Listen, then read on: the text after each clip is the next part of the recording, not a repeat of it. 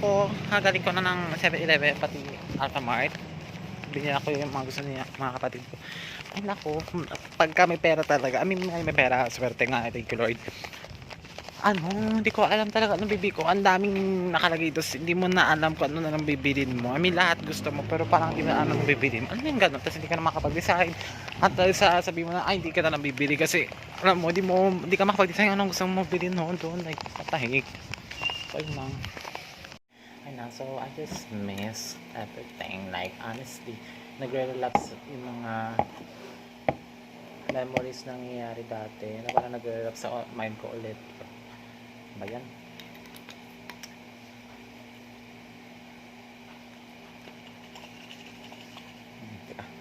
Sorry. Ayan. Wala lang, ang dami ko lang naalala. And then kanina napaiyak ako kasi naalala ko si Sam. Yan, and everything. So, you know, nakamiss yung mga bagay-bagay. Pero wala na eh. Only thing that we can do right now is just move forward in life, you know.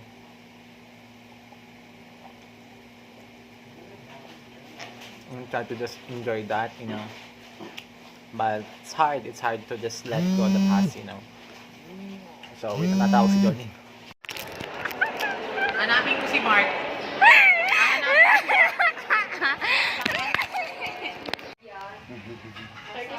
I know. So, ayan yung pizza ni Sam, ni Juliana. Ayan. Pag kami nahawak akong bata, naalala ko lang si Sam. Oh my gosh. Hindi, mamaya na. 6. Naalala ko sa iyo yung alaga ko. Hindi ko na nakikita. Alis na kayo? Later pa? Hindi na, magluto ka na. Gawin mo na lahat. Parang tanga siya yung pusa. Yan. Restaurant. Kabili ba ka naman? Yan na. Lalalitan ko.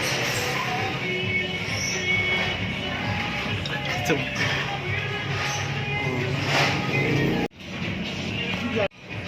ayun guys. Magawa eh.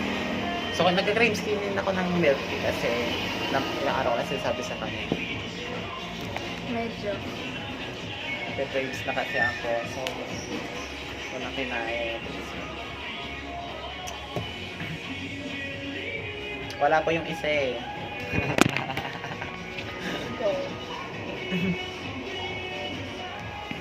Actually guys, tutuloy sana kami sa Paliparan kanina. Kaya sabi nung isa, may laro daw siya sa court nila.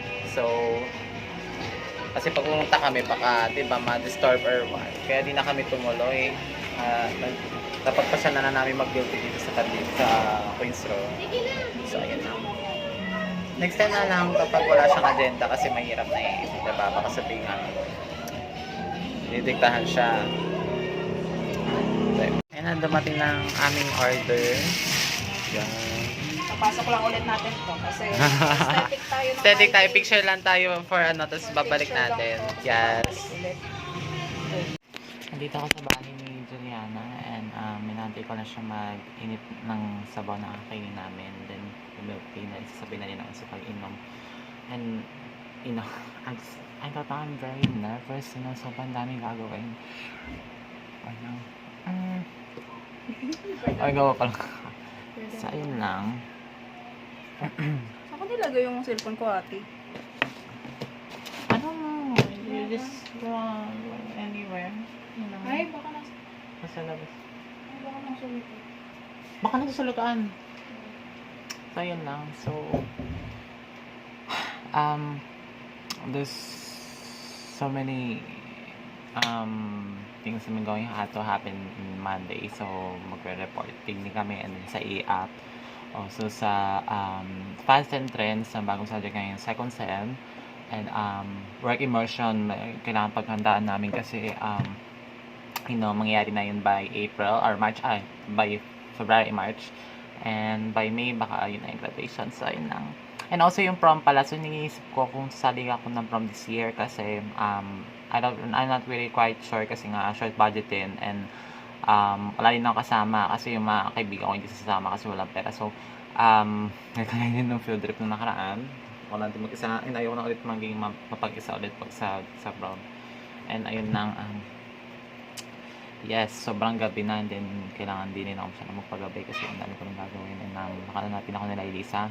So ayun lang, and yeah, I'm just gonna wait and gonna take our melting konting chikahan, then uwi na. So ayun lang.